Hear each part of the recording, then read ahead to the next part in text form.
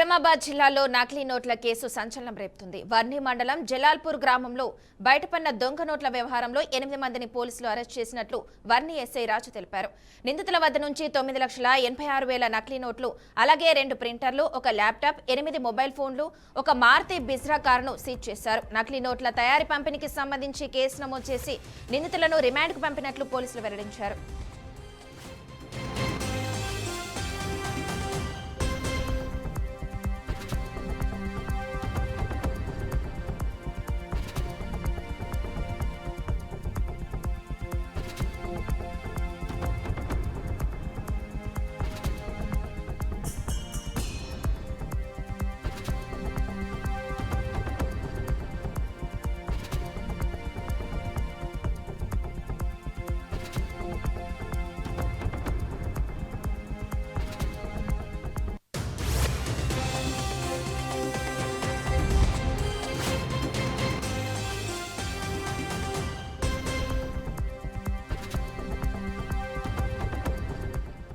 నిజామాబాద్ జిల్లాలో నకిలీ నోట్ల కేసు సంచలనం రేపుతుంది. వర్ణి మండలం జలాల్పూర్ గ్రామంలో బయటపడిన దొంగ నోట్ల వ్యవహారంలో 8 మందిని పోలీసులు అరెస్ట్ చేసినట్లు వర్ణి ఎస్ఐ రాజు తెలిపారు. నిందితుల వద్ద నుంచి 9,86,000 నకిలీ నోట్లు, అలాగే 2 ప్రింటర్లు, ఒక ల్యాప్టాప్, 8 మొబైల్ ఫోన్లు, ఒక మారుతి బ్రిజా కారును సీజ్ చేశారు. నకిలీ నోట్ల తయారీ పంపిణీకి సంబంధించి కేసు నమోదు చేసి నిందితులను రిమాండ్కు పంపినట్లు పోలీసులు తెలిపారు.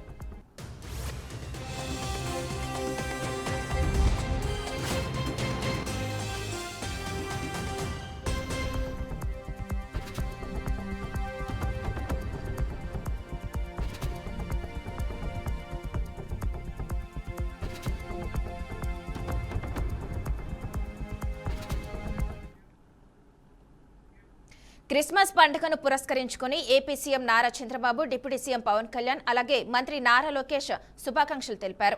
రాష్ట్రంలోని 8,418 మంది క్రైస్తవ ప్లాస్టర్లకు నెలకు 5,000 చొప్పున గత 12 నెలల గౌరవ వేతనాలను ఒకేసారి ఇస్తూ 51 కోట్లు విడుదల చేశామని తెలిపారు.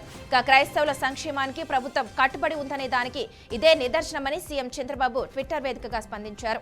శాంతి దూత యేసుక్రీస్తు జన్మదినం సందర్భంగా జరుపుకునే క్రిస్మస్ పర్వదినం మనందరి జీవితాల్లో కొత్త వెలుగులు నింపాలని మనస్ఫూర్తిగా కోరుకుంటూ క్రైస్తవ సోదరులకు నేతలు శుభాకాంక్షలు తెలిపారు.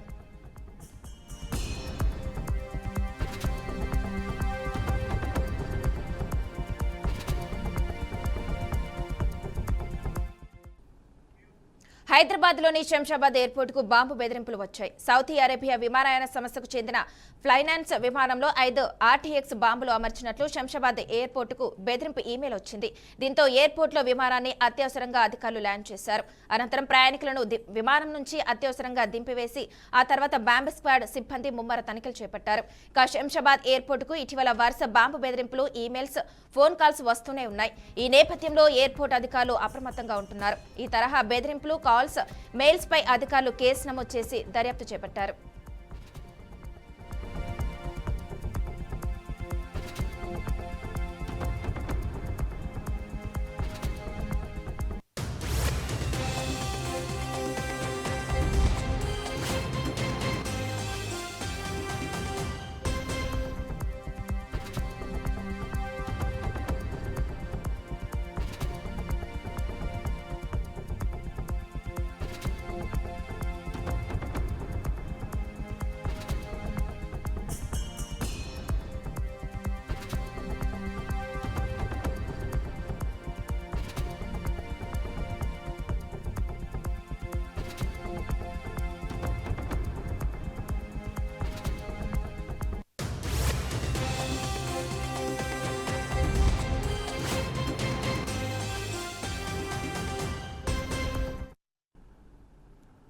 అల్లూరు జిల్లాలో పండగ వేళ విషాదం చోటు చేసుకుంది. అడ్డతీగల మండలం కొట్టంపాలెం జాతీయ రహదారిపై జరిగిన రోడ్డు ప్రమాదంలో భార్యాభర్తలు మృతి చెందారు. ప్రైవేటు బస్సు బైక్ను ఢీకొన్న ఘటనలో అగ్రికల్చర్ అసిస్టెంట్ నవీన్ కుమార్, ఆయన భార్య కళ్యాణి అక్కడికక్కడే ప్రాణాలు కోల్పోయారు. వేటమామిడి గ్రామంలో క్రిస్మస్ వేడుకలు ముగించుకుని తిరిగి వస్తున్న క్రమంలో ఈ ప్రమాదం జరిగింది. నవీన్ కుమార్ చెరుకుపాలెం గ్రామ సచివాలయంలో అగ్రికల్చర్ అసిస్టెంట్ గా పనిచేస్తున్నట్లు సమాచారం. ఇక ఈ ఘటనపై పోలీసులు కేసు నమోదు చేసి దర్యాప్తు చేపట్టారు.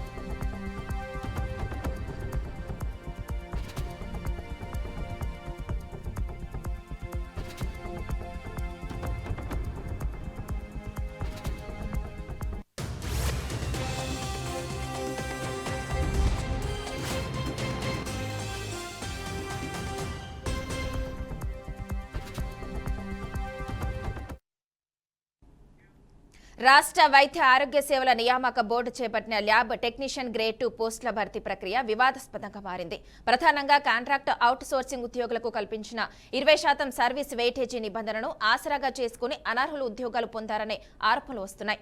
సంబంధం లేని విభాగాల్లో పనిచేసిన ఫేక్ సర్టిఫికెట్లతో మార్కులు కొల్లగొట్టారని అర్హులైన అభ్యర్థులు వాపోతున్నారు. ఈ వ్యవహారంపై సమగ్ర విచారణ జరిపించాలని, అర్హులైన వారికి న్యాయం చేయాలని డిమాండ్ చేస్తున్నారు.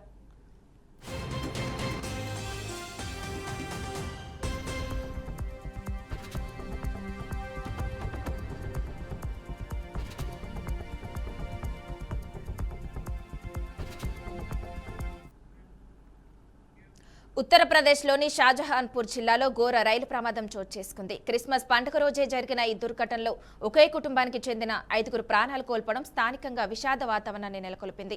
బుధవారం సాయంత్రం సుమారు 6:30 సమయంలో లక్నో వైపు దూసుకెళ్తున్న ప్యాసింజర్ రైలు ప్రమాద స్థలానికి చేరుకునే సమయానికి అదే సమయంలో బైక్పై వచ్చిన కుటుంబం ట్రాక్ దాటేందుకు ప్రయత్నించినట్లు పోలీసులు తెలిపారు. రైలు అత్యంత సమీపానికి వచ్చినప్పటికీ వేగం కారణంగా ఆకలేకపోయింది. ఫలితంగా బైక్తో సహా అందరూ ప్రమాదంలో మృతి చెందినట్లు పోలీసులు చెప్పారు.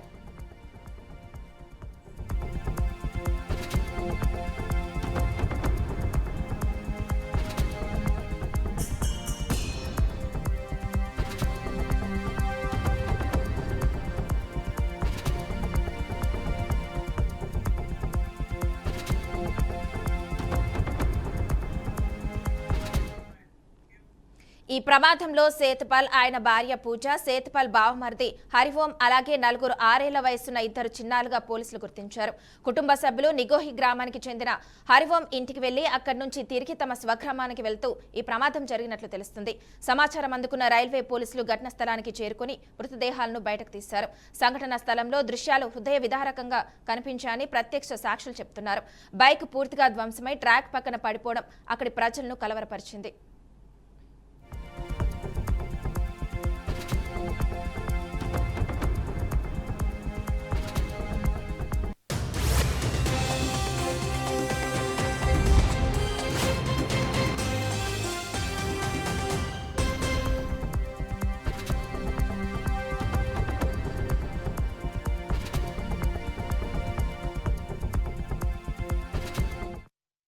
మృతదేహాలను పోస్టుమార్టం కోసం సమీప ప్రభుత్వ ఆసుపత్రికి తరలించినట్లు అధికారులు తెలిపారు. కుటుంబ సభ్యులకు సమాచారం అందించిన వెంటనే గ్రామంలో విషాదం మరింత వ్యాపించింది. చిన్నారుల మృతి గ్రామంలో కన్నీటి వాతావరణాన్ని సృష్టించింది. ఈ ప్రమాదం మానవ తప్పిదం వల్ల జరిగినట్లు పోలీసులు ప్రాథమికంగా తేల్చారు. రైల్వే గేటు లేని అన్మాన్డ్ క్రాసింగ్ వద్ద ఈ ఘటన జరిగింది. ఇలాంటి క్రాసింగ్లు ప్రమాదాలకు కారణమవుతున్నాయని, వాటి వద్ద అప్రమత్తత అవసరమని అధికారులు హెచ్చరిస్తున్నారు. రైల్వే అధికారులు కూడా ఘటనపై దర్యాప్తును ప్రారంభించారు. భవిష్యత్తులో ఇలాంటి ప్రమాదాలు నివారించేందుకు అక్కడ భద్రతా చర్యలు పెంచే అవకాశం ఉన్నట్లు కూడా అధికారులు వెల్లడించారు.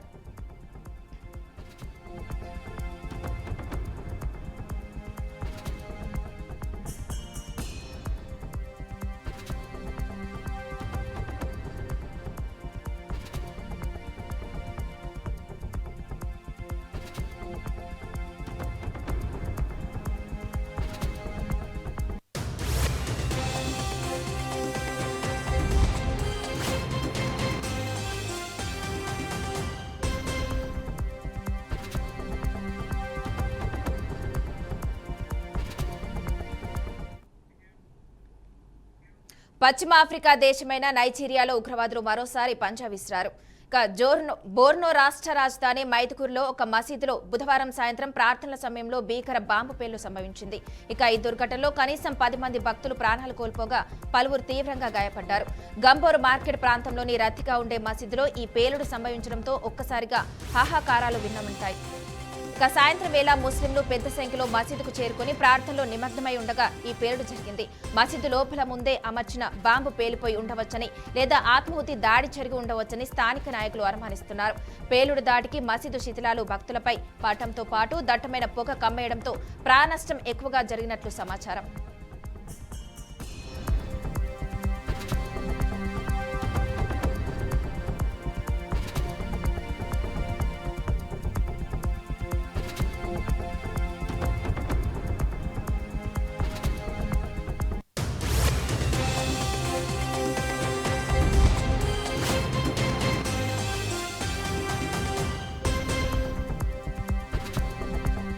ఈ ఈ దాడికి ఇప్పటివరకు ఏ ఉగ్రవాద సంస్థ బాధ్యత స్వీకరించకపోయినా ఈ ప్రాంతంలో ప్రభావం చూపుతున్న బోకో హరాం లేదా ఐసిస్ అనుబంధ గ్రూపుల పనే కావచ్చని భద్రతా సంస్థలు భావిస్తున్నాయి. 2009 నుంచి నైజీరియాలో ఇస్లామిక్ రాజ్య స్థాపన లక్ష్యంగా సాగుతున్న ఈ ఉగ్రవాద పోర్లో ఇప్పటివరకు సుమారు 40,000 మంది ప్రాణాలు కోల్పోగా 20 లక్షల మందికి పైగా నిరాశ్రయులయ్యారు. గత కొన్నేళ్లుగా మైదుగురి నగరంలో పెద్దగా దాడులు జరగకపోవడంతో ప్రజలు ఊపిరి పీల్చుకుంటున్న తరుణంలో మళ్లీ మసీదునే లక్ష్యంగా చేసుకుని దాడి జరగడం స్థానికులను తీవ్ర భయాందోళనకు గురిచేస్తుంది. నైజీరియా సైన్యం నిరంతరం నిఘా పెట్టినప్పటికీ ఉగ్రవాద గ్రూపులు ఇలాంటి విద్రోహ చర్యలకు పాల్పడుతుండటం అంతర్జాతీయంగా ఆందోళన కలిగిస్తుందని స్థానిక నాయకులు స్పష్టం చేశారు.